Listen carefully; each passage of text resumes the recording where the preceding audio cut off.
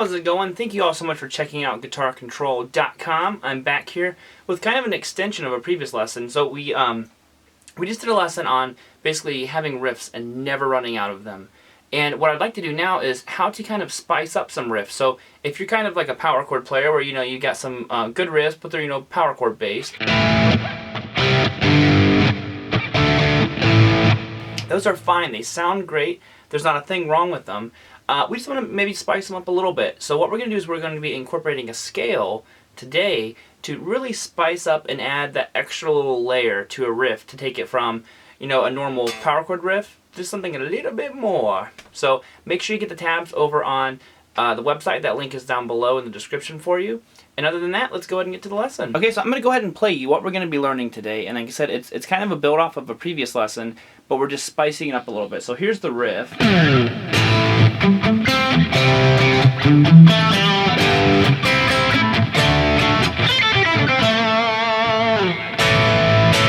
So what I'm doing there is I'm taking, a simple power chord progression.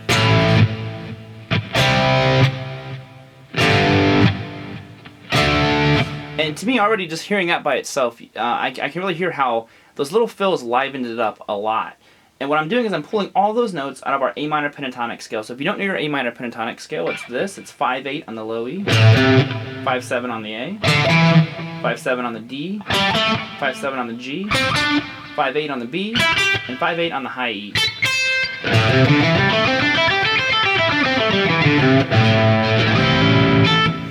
So once you have that kind of underneath your fingers, these licks will actually be pretty simple for you to do. So we're starting off with an A5 power chord, so 5th fret on the low E string. And then what you're going to do is you're going to do a little fill here. We're going to play 5/7 on the D, and then 5 on the G. And what I'm doing is I'm landing on a minor third, which is actually a C note, which is the next chord I'm going to go to. So. Then you're going to play a C5, which like I said, we're going to a C now, so you're going to play 3 on the A, 5 on the D, your power chord. Now you're going to do this little fill here. And that's 5/7 on the A, 7 on the D, and then 5 on the D. So now I just went to a minor 7. If you don't know what these terms mean, don't worry about it right now. Which is a G, which again is our next chord. So you can kind of see how I'm walking into each chord by going to the note before it starts. And you don't have to do that, that's just what I'm doing for right now. So we have your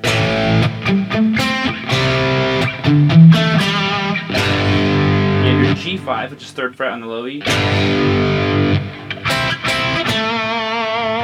So this one I'm doing a little double stop, so I'm holding down 5 on the G and the B, play it twice, and then 7 on the D, which is our root note, so that's an A note right there. And I kind of saved the best or most complicated lick for last. So then you go to D5, which is 5th fret on the A string power chord. And then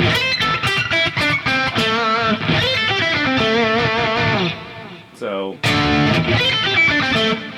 which is kind of just going right down the scale. It's 8/5 on the high E, 8/5 on the B, 7/5 on the G, and then 7 on the D. And I'm adding that vibrato on there, but again, it's not a requirement, it's just a little bit of a phrasing thing. So we have.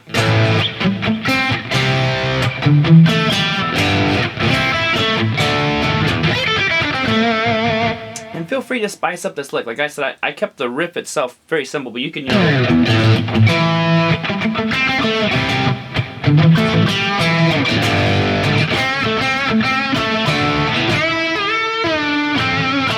lots of different examples that you can kind of throw into this one and make it as complicated as you'd like. Okay, I really hope you enjoyed that lesson. It's something that I feel is really important. It can really take your rhythm and lead playing and just riffs in general to a whole nother level of something that's so simple. So other than that, like I said, make sure you guys get those tabs down in the description, but I will see you next time.